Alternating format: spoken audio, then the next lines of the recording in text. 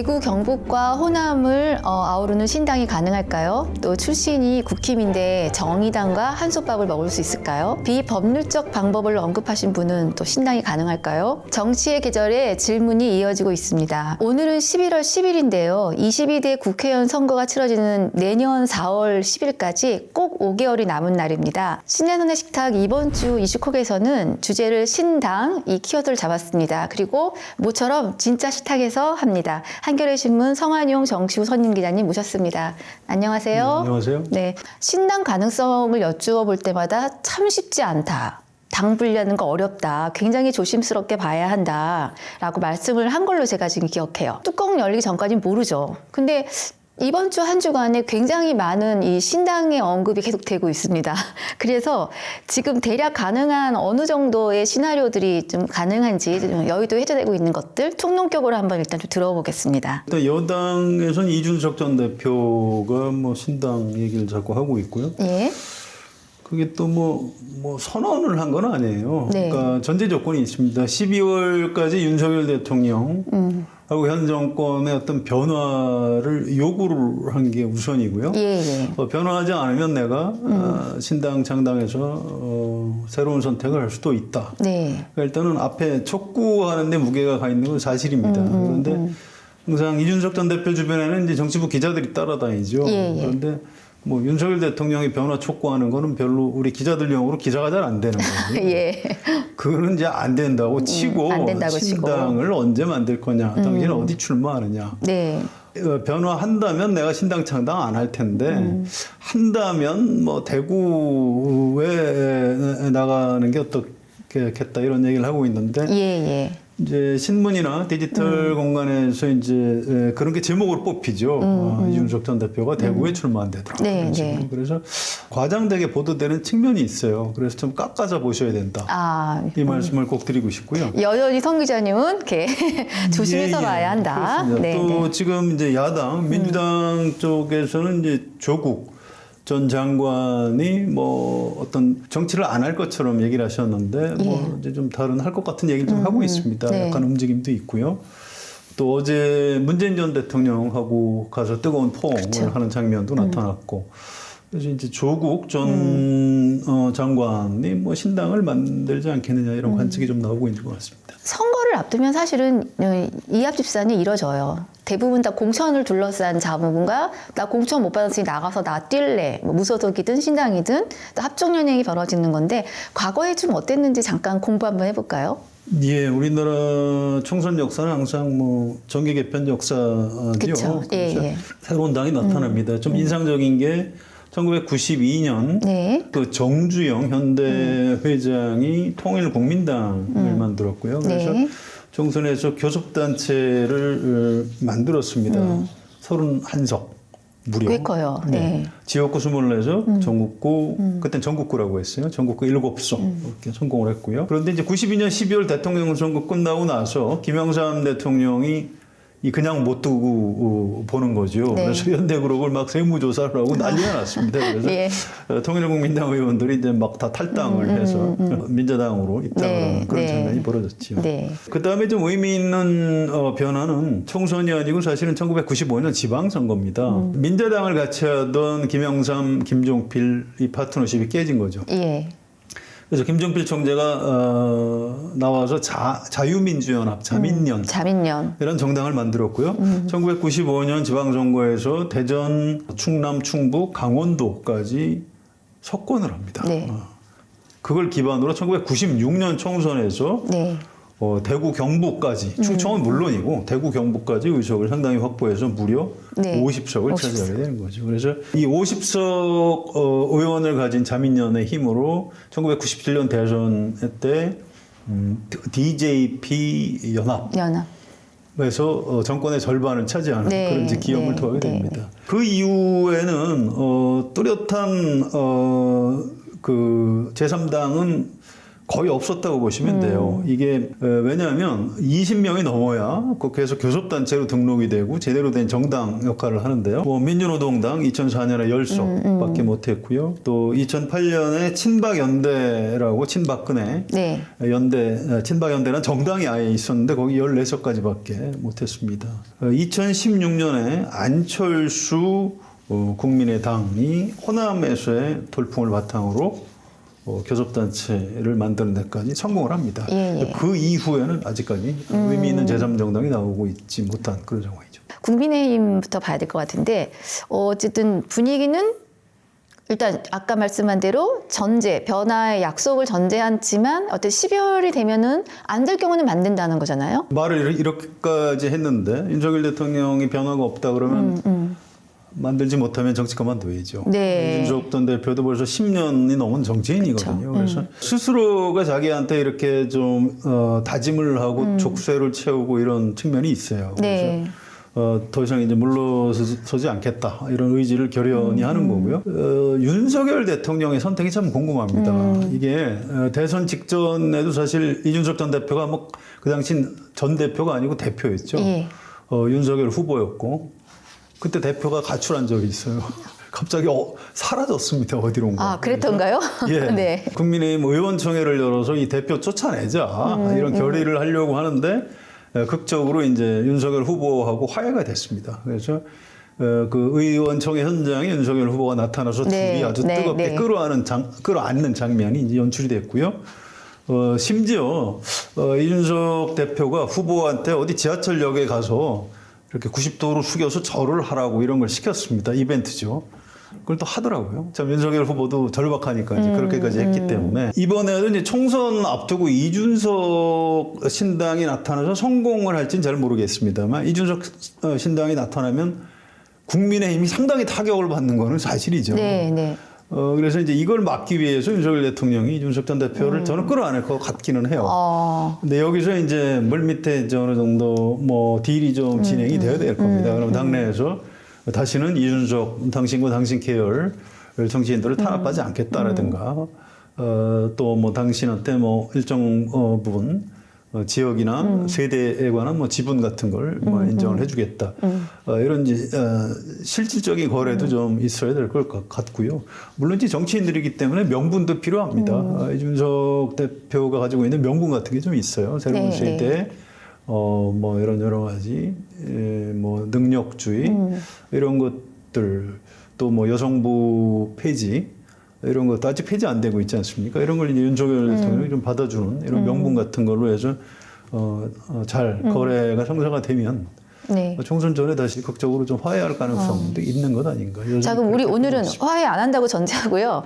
유승민, 이준석 말고 지금 국힘 안에서 약간 이분들을 따라서 같이 할 만한 세력을 대략 얼마 정도로 좀 추정을 하나요? 거의 없다고 보시면 돼요. 아, 진짜요? 네, 현역 의원들은 나갈 수가 없습니다.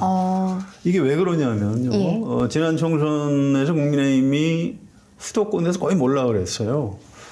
주로 지금 영남 지역의 국회의원들입니다. 근데 그쪽은 공천을 받으면 당선이고 공천을 못 받으면 끝장나는 겁니다. 근데 지금 공천권을 현실적으로 누가 가지고 있죠? 대통령하고 김기현 대표가 가지고 있는 거죠. 그래서 공천을 못 받게 되면 탈당을 하겠죠. 공천을 확실히 못 받는다 하면. 근데 지금은 공천을 받아야 되기 때문에 모든 현역 의원들이 부복하는 자세로 있는 거죠. 그래서 지금은 따라나갈 사람이 없다고 보시면 되고요. 물론 12월, 1월 이렇게 경선 국면에 들어가면서 아예 원천적으로 배제해서 경선을 안 붙여준다든가. 그 20% 컷오프 얘기도 나오는. 그렇습니다. 그 인유한 혁신 안의 내용이죠. 네. 그래서 그런 분들은 나 여기서 경선도 안 붙여줘? 그러면 나는 탈당할래. 그리고 이제 그분들이 신당으로 참여할 가능성은 있죠. 그래서 네. 지금 당장은 없다고 보시면 되고요. 물론 나중에 12월, 1월 달에 몇 명이나 탈당할 것인가. 네, 그건 네. 이제 국민의힘 내부 사정에 따라 달라질 것이다. 정말 존재감 없는 저희 지금 정치의 진보 세력, 정의당 얘기도 안 할 수가 없는데 이게 일단 이준석 전 대표 쪽에서 먼저 나온 거죠. 정의당하고 같이 할 수 있다. 예, 그때 예. 정의당에서 선거연합정당 만들겠다고 지금 거기도 비대위 상황으로 돌아간 걸로 제가 알고 있는데 같이 가능한가요? 불가능하죠. 그 정의당 분들한테 물어보면 네. 펄펄 뛰어요. 무슨 그런 소리를 하냐. 예. 정체성이 달라도 이건 너무 다르다. 지금 정의당하고 녹색당하고 하고 있죠. 네, 그런데 네. 아니 이준석 전 대표는 심지어 이 젠더 문제 같은 데서는 정의당하고 좀 극단에 있는 그쵸. 사람입니다. 어떻게 그런 사람하고 정당을 같이 하냐. 펄펄 뛰고 있어요. 그래서 말잔치. 예, 이거는 이준석 전 대표가 이제 자기가 당을 만들면 네. 진보 성향까지도 같이 할 수 있다라고 이제 자기 몸값을 좀 부풀리기 위한 용도로 정의당을 거론한 것이라고 보면 될 겁니다. 네. 그래서 저는 거의 가망이 없다고 봅니다. 국힘 내에서의 이분들의 탈당과 신당이 가능하다는 거는 이제 윤석열 대통령이 전혀 변화가 없다는 건데 이뇨한 혁신위원장을 앞세워서 어쨌든 계속 무언가는 요구를 하고 있습니다. 요구를 하고 있는 게 대통령의 뜻으로 잘 해석은 안 되는 것 같아요. 근데 다들 그렇게 읽고 있죠. 이뇨한 위원장이 하는 얘기는 저 윤석열 대통령이 하는 얘기다. 이준석 전 대표 토크쇼에 찾아가서 이렇게 뭐 예. 좀 뭐 약속도 안 하고 가서 이렇게 약간 모욕 당하는 것 같은 장면 연출하는 것. 맞아요. 이게 물론 이뇨한 위원장이 하시는 거지만 윤석열 대통령이 시켜서 네, 네. 이준석 전 대표를 직접 대통령이 찾아갈 수는 없으니까 이뇨한이라는 대리인을 보내서 지금 저렇게 하고 있는 거구나.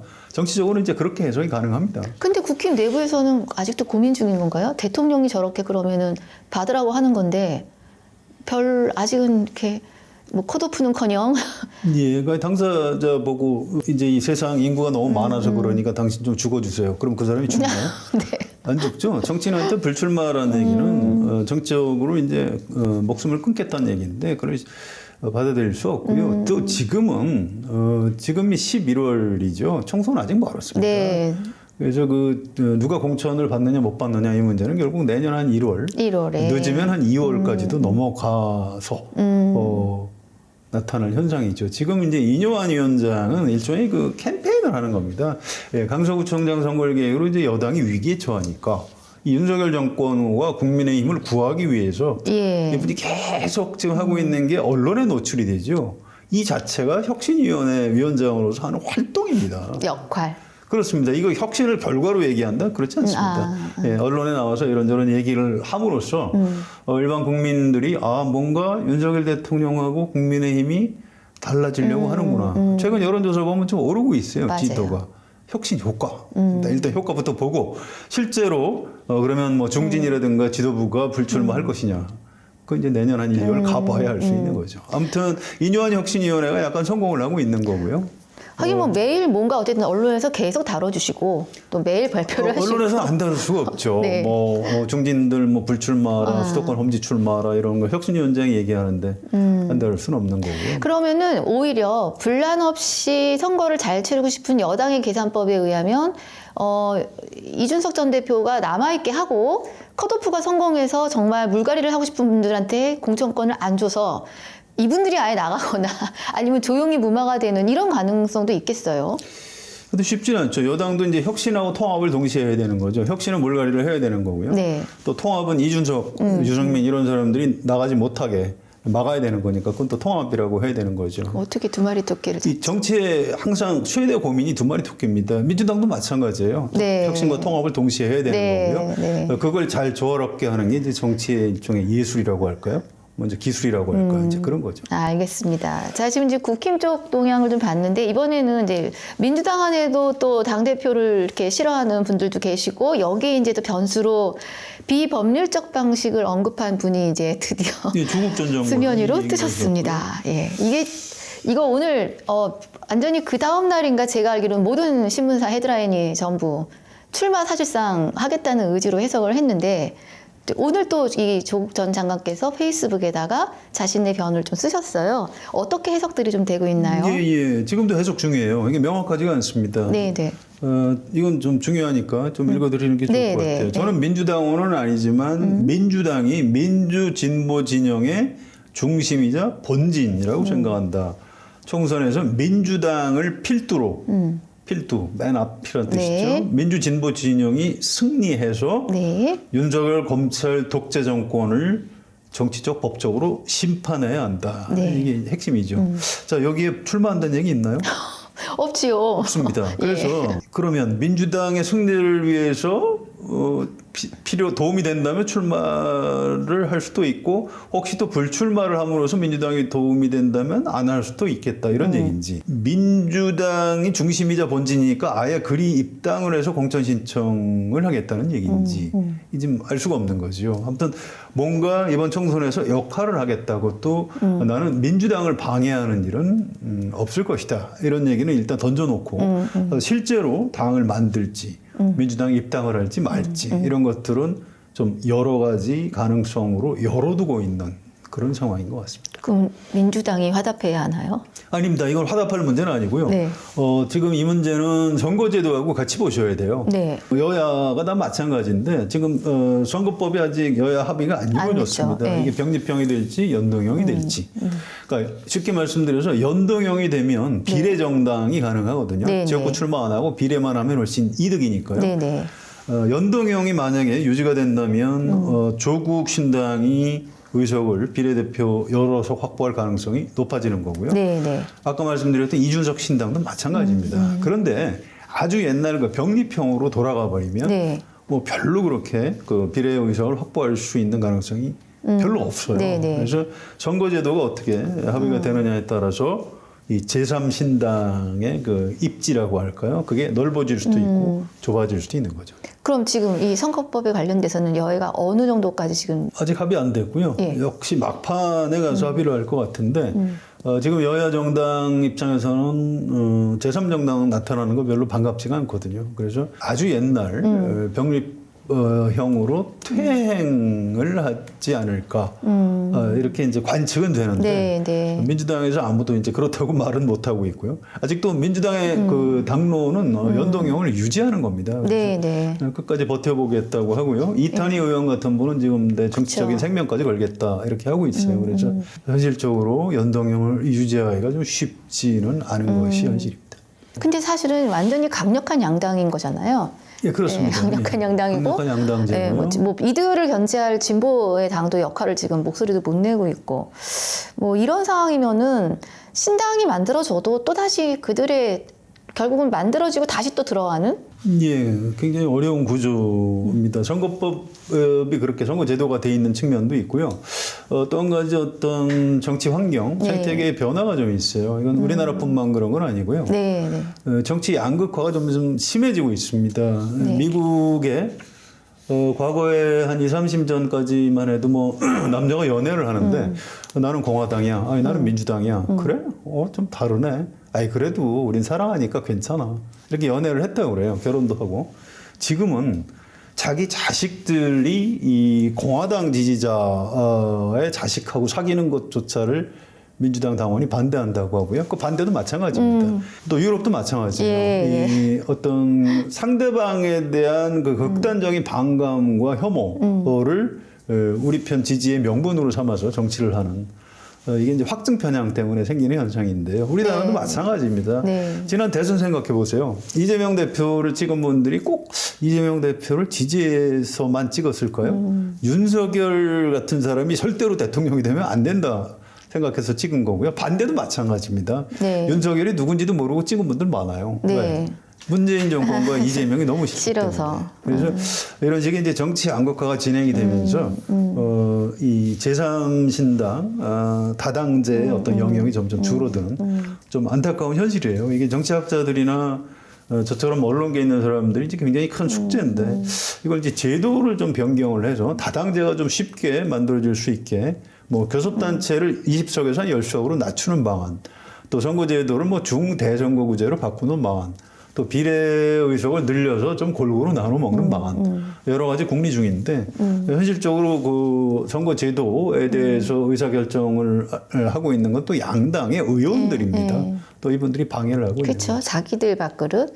지난번 시간에 성 기자님께서 국회 연수를 오히려 늘려서 다양한 목소리를 담을 수 있어야 한다고 그랬는데 이 선거제도 자체가 바뀌지 않으면 기존 당들이 더 많은 의원수를 그냥 나눠 갖는 그런 꼴이 될 수 있을 것도 같으네요. 그렇습니다. 정치학자들한테 물어보면 우리나라 국회의원들이 한 400명에서 450명 정도가 적정하다고 얘기를 해요. 선진국과 비교해서. 그런데 우리 유권자들이 이제 국회하고 국회의원들을 너무 싫어해요. 그래서 한 명도 못 늘린다. 오히려 줄여라 이러고 있고요. 이뇨한 위원장 같은 분들은 10%를 줄여라. 이걸 혁신안이라고 내놨어요. 네. 이분이 도대체 뭘 알고 하는 얘기인지 저는 이해할 수가 없습니다. 그래서 이런 정치 혐오, 반정치주의 때문에 좀 정치 혁신이 좀 방해를 받는 측면도 있는 것 같습니다. 그 저희 이슈콕 지난 좀 초반에 왜 검사 출신들이 얼마나 차출될까 정치부 기자들 내기한다는 얘기 잘 하셨는데 혹시 지금 조국 전 장관님 그 출마와 신당 창당에 대한 내기는 안 풀어지고 있나요? 관심사죠. 뭐 내기까지는 아니지만 조국 전 장관이 어떻게 하겠다는 거냐 이제 이런 측면 궁금증이 하나 있고요. 또 한 가지는 이게 민주당 의원들이 관심이 많아요. 조국 전 장관이 출마하는 게 민주당이 도대체 이득이 될 것이냐, 아니면 실이 될 것이냐, 마이너스가 될 것이냐. 그래서 굉장히 좀 민감하게 보고 있고요. 조국 전 장관이 아마 출판 기념회 북콘서트라고 하죠.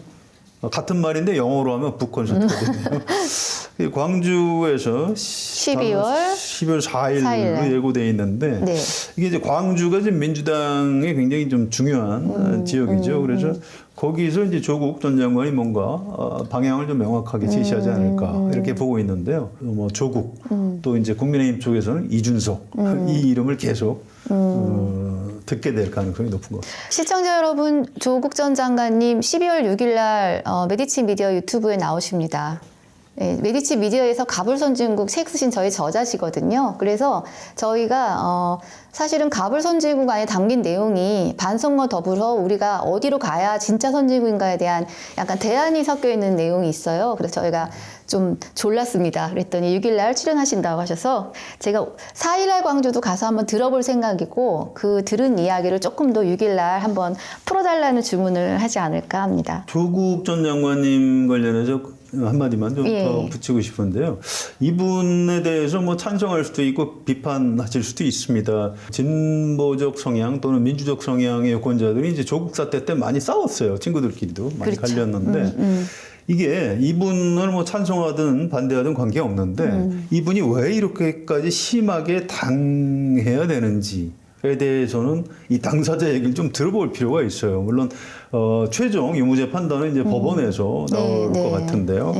또 이런 식으로 뭐 민정수석하다가 장관을 하겠다고 하는 사람을 인사청문회 도중에 이런 식으로 검찰이 탈탈 터는 게 과연 정당한 검찰권 행사인지 이거 좀 따져볼 부분이 있습니다. 지금 윤석열 대통령도 검사 시절에 붙잡아다 조국 장관만큼 털면은 훨씬 더 많이 나올 것 같은데요. 그래서 일단 찬성 반대를 떠나서 조국 전 장관님이 왜 억울해야 하는지 또 이분이 어떤 피해를 입었는지 또 이번 총선을 계기로 무슨 얘기를 하려고 하시는 건지 이런 건 좀 우리가 좀 관심 있게 들어주셨으면 참 좋을 것 같습니다. 제가 이슈콕 준비하면서 전체 제목을 헤어질 결심을 하는 남자들, 여자분도 계셔서 사람들 이렇게 해왔는데 어쨌든 신당 창당은 여러 가지 변수가 또 있습니다. 어쨌든 한국 정치의 새 판이 짜질지 아니면 양당이 일단 부수금으로 정락해서 자기 당선에만 이렇게 목을 매는 구도가 될지 점점 갈수록 이게 이제 드러날 테니까 지켜보시고요. 12월 6일 메디치 미디어에 조국 전 장관님 나오시니까 그때도 많은 시청 바라겠습니다. 자, 이번 주 이슈콕 여기서 마칩니다. 감사합니다.